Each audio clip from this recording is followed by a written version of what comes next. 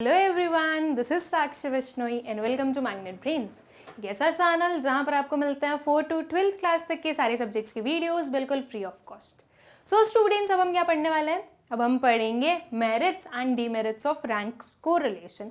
इसके पहले हमने अपना रैंक कोरिलेशन कंप्लीट किया, अब हम उसके कुछ मेरिट्स और डीमेरिट्स पढ़ेंगे और ये हमारा जो लास्ट टॉपिक है इस पूरे चैप्टर का वो कंप्लीट हो जाएगा। फिर हमारे पास में बचेंगे सिर्फ एनसीईआरटी क्वेश्चंस, वो कंप्लीट करके हमारा जो चैप्टर है वो कंप्लीट हो जाएगा और सिर्फ हमारे पास में एक लास्ट चैप्टर बचेगा, दैट इज इंडेक्स नंबर, जो कि बहुत जल्दी हम स्टार्ट करेंगे जैसे ये कंप्लीट होता है। एंड विद दैट हमारा जो पूरा 11th का कोर्स है वो कंप्लीट हो जाएगा। ओके, सो आई होप सो स्टूडेंट्स कि मैंने जैसे कंप्लीट करा है वैसे आप लोगों ने भी कंप्लीट किया है। इट मीन्स कि आप लोग मेरे साथ साथ में, मैं जिस दिन जितना पढ़ाती हूँ उतना आप लोगों ने उस दिन पढ़ा है और आपका भी पूरा कोर्स ऑलमोस्ट कंप्लीट हो चुका है, राइट? आज आप लोगों के एग्जाम्स भी आने वाले हैं तो कोर्स तो ऑब्वियसली होना ही चाहिए कंप्लीट, है ना? तो आई होप सो कि हो चुका है। अब देखते हैं इसके मेरिट्स और डीमेरिट्स। वापस टॉपिक पर आ जाते हैं हम अपने। ओके, पहले स्टार्ट करते हैं स्टूडेंट्स मेरिट्स से कि क्या क्या पर्टिकुलर मेरिट्स हैं हमारे रैंक्स कोरिलेशन के।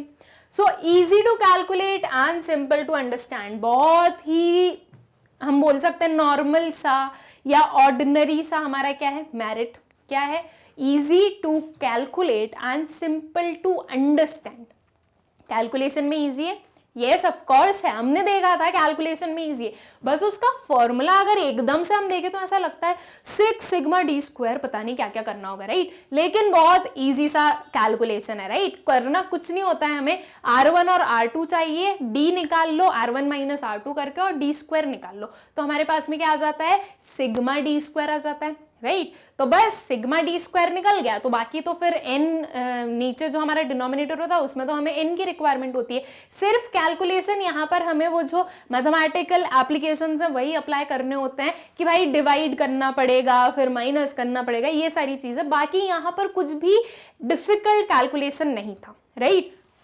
तो हम बोल सकते हैं बिल्कुल कि हाँ ये इसका मेरिट होता है, easy to calculate and simple to understand. आप लोगों को समझ में आया ना कि नहीं समझ में आया कि हमने पूरा रैंक कोरिलेशन खत्म कर दिया और आप लोग कुछ समझ में नहीं आया? ऐसा तो नहीं हुआ होगा, शायद समझ में तो आ गया होगा आई गेस। तो इजी टू अंडरस्टैंड था ना, आप लोगों को बहुत डिफिकल्टीज नहीं हुई क्योंकि कंसेप्ट ही इजी है, कंसेप्ट एकदम सिंपल सा है उसमें कि आपको कुछ भी नहीं करना है। रैंक 1 R1 चाहिए, R2 चाहिए। अगर रैंक्स गिवन है तो ऑलरेडी R1 R2 गिवन है, अगर रैंक्स गिवन नहीं है तो हम रैंक फाइंड आउट कर लेते हैं। रैंक फाइंड आउट करना भी बहुत डिफिकल्ट काम नहीं है, बहुत डिफिकल्ट क्या, कुछ भी डिफिकल्ट नहीं है उसमें। या तो हाईएस्ट वैल्यू से स्टार्ट कर दो रैंकिंग करना या फिर लोएस्ट वैल्यू से स्टार्ट कर दो रैंकिंग करना, बाकी तो कुछ भी डिफरेंसेस नहीं आते उसमें, राइट? तो R1 R2 मिल जाए तो D को कैलकुलेट करना इजी है। तो ये चीज हमने समझी भी बहुत अच्छे से, इसका कंसेप्ट हमें समझ में आया, राइट? तो ये इजी टू अंडरस्टैंड भी है ना?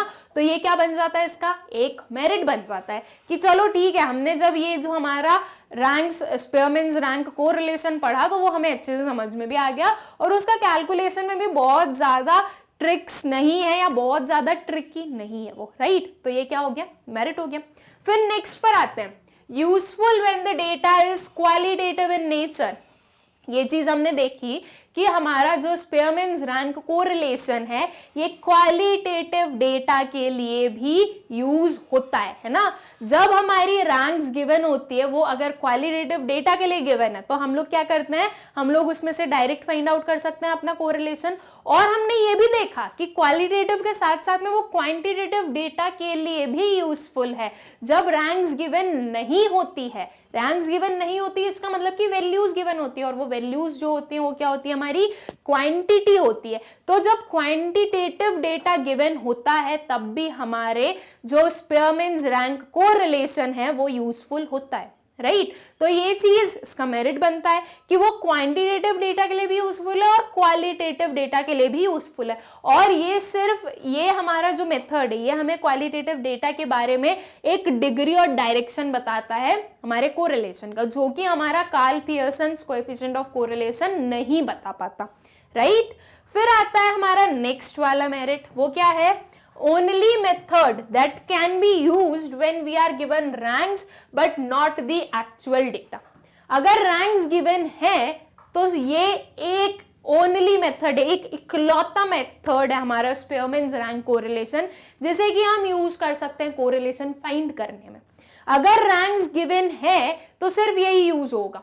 अगर रैंक्स गिवन है तो हम ना तो कोएफिशिएंट ऑफ कोरिलेशन यूज कर सकते हैं, ना ही स्कैटर डायग्राम यूज कर सकते हैं। तो ये इसका एक एडवांटेज बनता है कि देखो जो स्पीयरमैन्स रैंक कोरिलेशन है वो जब रैंक गिवन होती है तब भी हम उसमें कोरिलेशन फाइंड आउट कर सकते हैं, जब रैंक्स गिवन नहीं होती है तो भी हम अपना क्या फाइंड आउट कर सकते हैं, कोरिलेशन फाइंड आउट कर सकते हैं। तो ये इसका मेरिट बनता है, राइट। तो ये कुछ उसके एडवांटेजेस हैं हमारे स्पीयरमैन्स रैंक कोरिलेशन के, जिसके कारण हम लोग क्या बोलते हैं कि स्पीयरमैन्स रैंक कोरिलेशन अच्छा है। लेकिन स्टूडेंट्स अगर मैं आप लोगों को बताऊं तो सबसे ज्यादा वाइडली यूज्ड मेथड है हमारा Karl Pearson's coefficient of correlation, ठीक है। वो सबसे ज्यादा वाइडली यूज्ड है और उसे सबसे ज्यादा हम एक्यूरेट मानते हैं। ये जो है ये ठीक है, ये भी अच्छा है, लेकिन इससे भी ज्यादा एक्यूरेट कौन है हमारा, Karl Pearson's coefficient of correlation. Okay, I hope so कि ये मेरिट्स आप लोगों को क्लियर होंगे। मेरिट्स हो गए, अब देखते हैं इसके कुछ डीमेरिट्स। तो डीमेरिट्स में हम क्या बता रहे हैं, cannot be used for finding out correlation in bivariant grouped frequency distributions। अगर ग्रुप फ्रीक्वेंसी डिस्ट्रीब्यूशंस है तो हम लोग इसे यूज नहीं कर सकते अपना जो स्पीयरमैन्स रैंक कोरिलेशन है, बिकॉज स्टूडेंट्स यहाँ पर ऐसा कोई भी फॉर्मूला ही नहीं है ना जिसके थ्रू हम फाइंड आउट कर सकें। यहाँ पर जो हमने जो स्पीयरमैन्स रैंक कोरिलेशन देखा उसमें देखा कि हम R1 R2 लेते हैं और उससे D फाइंड आउट करते हैं। अगर कोई भी ग्रुप्ड फ्रीक्वेंसी डिस्ट्रीब्यूशन हो तो हम उसे चेंज नहीं कर सकते अपनी डिस्क्रीट सीरीज में या अनग्रुप्ड फ्रीक्वेंसी डिस्ट्रीब्यूशन में, और उस पर कोई भी एप्लीकेशंस नहीं हो सकते अगर हमें रैंक कोरिलेशन फाइंड आउट करना है तो ये इसका एक डिसएडवांटेज बनता है कि अगर ग्रुप्ड फ्रीक्वेंसी डिस्ट्रीब्यूशंस हो, क्लास इंटरवल्स गिवन हो, तो आप ये पर्टिकुलर जो आपका मेथड है वो यूज नहीं कर सकते हो, राइट। फिर आता है next, if the number of values is quite large it becomes a difficult task to ascertain the ranks and their differences. अगर आपके पास में नंबर ऑफ वैल्यूज बहुत ज्यादा है, मतलब कि आपके जो नंबर ऑफ ऑब्जर्वेशंस हैं वो अगर बहुत ज्यादा है, मान लीजिए कुछ 60 to 70 ऑब्जर्वेशंस हो अगर आपके पास में, तो 60 to 70 ऑब्जर्वेशंस के लिए एक एक ऑब्जर्वेशन के लिए रैंक देखना, अगर रैंक्स गिवन नहीं हो तो रैंक देखना, फिर उसके बाद में पूरे 60 to 70 को स्टार्टिंग से लेके एंड तक स्टडी करना बहुत डिफिकल्ट टास्क होगा जब आपको उसे रैंक असाइन करनी हो। रैंक असाइन कर दी, उसके बाद में पूरे 60 to 70 का एक एक वैल्यू का क्या फाइंड आउट करो, डिफरेंस फाइंड आउट करो, फिर उसका स्क्वायर फाइंड आउट करो, राइट। तो चलो स्क्वायर तो हो गया, पर वो जो आपका डिफरेंस है और वो जो रैंक है वो असाइन करना एक मुश्किल टास्क है। अगर 60 to 70 ऑब्जर्वेशंस हैं और वो पूरी स्कैटर्ड मैनर में, मतलब कि अनसिक्वेंशियल मैनर में अगर हैं, तो आप लोगों को बहुत डिफिकल्टीज होने वाली है। पहले तो 60-70 को आप सोचोगे कि चलो हम एक कोई सिक्वेंशियल ऑर्डर में अरेंज कर दें तो वो इजी हो जाएगा, तो उसे सिक्वेंशियल ऑर्डर में अरेंज करना भी एक डिफिकल्ट टास्क हो जाएगा।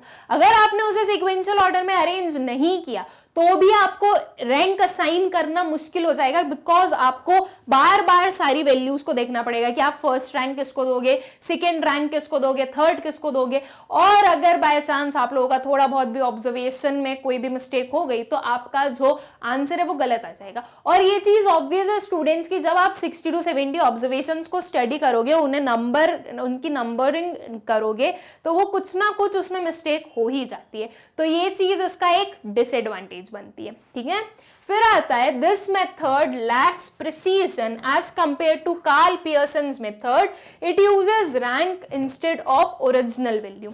अब ये तो चीज है, ओरिजिनल वैल्यू ज्यादा एक्यूरेट होगी या रैंक ज्यादा एक्यूरेट होगी, तो सिंपल सी बात है ओरिजिनल वैल्यू ज्यादा एक्यूरेट होगी, राइट। तो ये चीज हम अगर इसे कंपेयर करें अपने Karl Pearson's coefficient of correlation से, तो हम बोलेंगे कि हमारा जो रैंक्स कोरिलेशन है वो क्या है, वो इतना प्रिसाइज नहीं है या इतने अच्छे से डिफाइंड नहीं है जो कि हमारा Karl Pearson's coefficient of correlation था, राइट। तो ये एक उसका डिसएडवांटेज बनता है, डिसएडवांटेज जब हमने उसे कंपेयर किया तो। और ये जो इसके मेरिट्स डीमेरिट्स बनते हैं स्टूडेंट्स हर एक मेथड्स के, वो कहीं ना कहीं कंपेयर कर कर ही बनाए जाते हैं कि उस पर्टिकुलर मेथड में ऐसा होता है, इस पर्टिकुलर मेथड में ऐसा होता है। तो ये क्या है, हमारे डिफरेंसेस हैं, तो ये चीज होती है। ओके, सो ये है इसके कुछ डीमेरिट्स एंड आई होप कि आप लोगों को इसके मेरिट्स और डीमेरिट्स दोनों अच्छे से क्लियर होंगे, ठीक है। तो स्टूडेंट सिंपल सा कंसेप्ट था, छोटा सा टॉपिक था हमारा, merits and demerits of ranks correlation. I hope कि आप लोगों को क्लियर होगा। अब विद दिस हमने अपना जितना भी कंसेप्ट पढ़ने थे हमें इस पर्टिकुलर चैप्टर के कोरिलेशन के, वो हमने कंप्लीट कर लिए। अब बच्चे हमारे पास में सिर्फ एनसीईआरटी सॉल्यूशंस, जो कि हम स्टार्ट करेंगे हमारे नेक्स्ट लेक्चर से। आई होप कि आप लोगों को कोई भी डाउट्स नहीं होंगे पूरे चैप्टर में एंड पूरे इकोनॉमिक्स में। ओके, इन केस अगर आप लोगों को कोई डाउट्स हो तो आप लोग मुझसे कमेंट सेक्शन में पूछ लिया कीजिए, मैं आप लोगों को आंसर कर दूंगी। थोड़ा लेट हो सकती हूँ लेकिन कर दूंगी। ओके, इस वीडियो की नोट्स की लिंक आप लोगों को डिस्क्रिप्शन में मिलेगी, आप लोग जाकर चेक कर सकते हैं। Thank you.